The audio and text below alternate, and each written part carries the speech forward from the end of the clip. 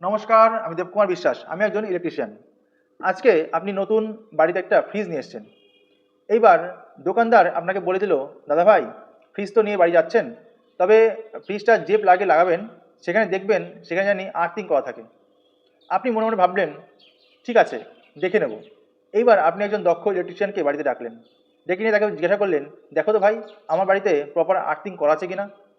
এইবার সে হয়তো দুটো সিনারিও বলতে পারে।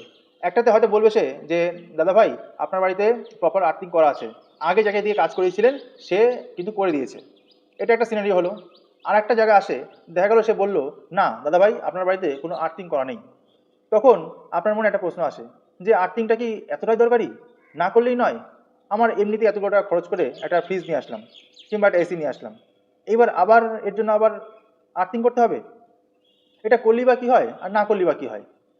আজকের এই ভিডিওতে আমি আপনাদের বলবো যে আর্থিং, গ্রাউন্ডিং, নিউট্রাল এগুলো প্রপার থাকাটা কতটা জরুরি, আর এগুলো করলেই বা কী হয় আর না করলেই বা সমস্যা কী হয়। তাহলে চলুন শুরু করা যাক। সাধারণ মানুষের কাছে আর্থিং আর গ্রাউন্ডিং একই জিনিস। আমার কাছে অনেকে প্রশ্ন করে, আচ্ছা এর আগে যে মিস্ত্রি দিয়ে কাজ করেছিলাম তাকে তো আমি বলে দিয়েছিলাম যে প্রতিটা বোর্ডে জানি আর্থিং করা থাকে, তাহলে আমার এখন আর্থিংটা কাজ করছে না কেন? তখন আমি তাদেরকে বলতে বাধ্য হই, দেখুন, আর্থিংয়ের তার টানা আর গ্রাউন্ডিং করা এক কথা নয়। সে হয়তো আপনার কাছে যে পয়সা নিয়েছে সেই পয়সার মধ্যে সে আপনাকে প্রপার তার দিয়ে আর্থিং করে দিয়েছে, কিন্তু পরবর্তীতে দেখা গেলো আবার সে আপনার কাছে পয়সা চেয়েছিল যে, দাদা ভাই আর্থিং যদি গ্রাউন্ডিং করতে হয় তাহলে আপনি 3-4 রকম করতে পারেন। একটা হলো গিয়ে কেমিক্যাল আর্থিং, তারপরে পাইপ আর্থিং, প্লেট আর্থিং, কিংবা আমরা গ্রাম বাংলায় অনেক সময় বসত বাড়িতে কী করি যে 6 ফুটের একটা জিআই রড, মোটা জিআই রড দিয়ে আমরা কিন্তু তামার তার উঠিয়ে কিন্তু আর্থিংয়ের গ্রাউন্ডিং কিন্তু করে দিই। তা তার জন্য মিনিমাম একটা 1000 থেকে 1500 টাকা খরচ আছে। তখন হয়তো আপনি ভুলবশত হোক কিংবা কোনো একটা কারণে তাকে সেটা মানা করেছিলেন যে আপাতত থাক, আমি পরে করব। এই জন্যই আপনার বাড়িতে কিন্তু আর্থিং রয়ে গেছে, মানে আর্থিং প্রপার হয়ে গেছে কিন্তু গ্রাউন্ডিংটা হয়নি। এইবার তখন সে বলে, ঠিক আছে তাহলে গ্রাউন্ডিং তাহলে করে দাও। তারপরে কিন্তু গ্রাউন্ডিং করা হলে পরে কিন্তু তার প্রপার কাজটা কমপ্লিট হয়। ইন্ডাস্ট্রিয়াল লাইনে আমরা প্লেট আর্থিং, পাইপ আর্থিং, তারপরে কেমিক্যাল আর্থিং করে থাকি।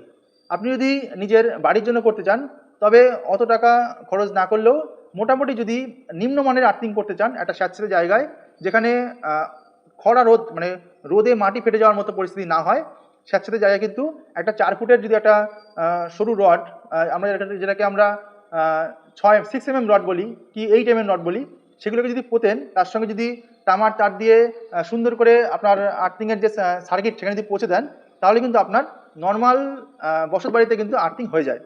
আর যদি আরও ভালো করে করতে চান তাহলে আমি আপনাদের সাজেস্ট করবো, আপনি একটা 6 ফুট সাইজের যে রড মোটা, ইলেকট্রিশিয়ানকে বলুন যে এইভাবে কিন্তু আমার 6 ফুট রড দিয়ে সুন্দর করে তামার তার দিয়ে আমার করে দাও, তাহলে কিন্তু সে আপনাকে মিডিয়াম সাইজের আর্থিং কিন্তু করতে দিতে পারবে এবং আপনার বসত বাড়ির জন্য কিন্তু এটা এনাফ।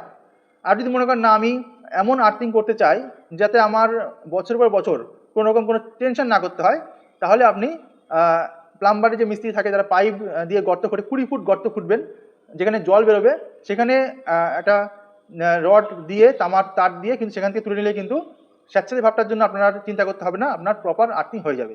আর আর্থিং গ্রাউন্ডিং কথাটা একই জিনিস, টেকনিক্যালভাবে আলাদা হলেও ব্যাপারটা একই। তা সেই নিয়ে ঘাবড়ানোর কিছু নেই। আপনারা সুস্থ থাকুন, এটা আমি চাই। আমার এই ভিডিওগুলো যদি আপনার ভালো লাগে তবে অবশ্যই আমার চ্যানেলটাকে সাবস্ক্রাইব করতে পারেন। পরবর্তীতে এর ভিডিও আরও দেখার জন্য ধন্যবাদ।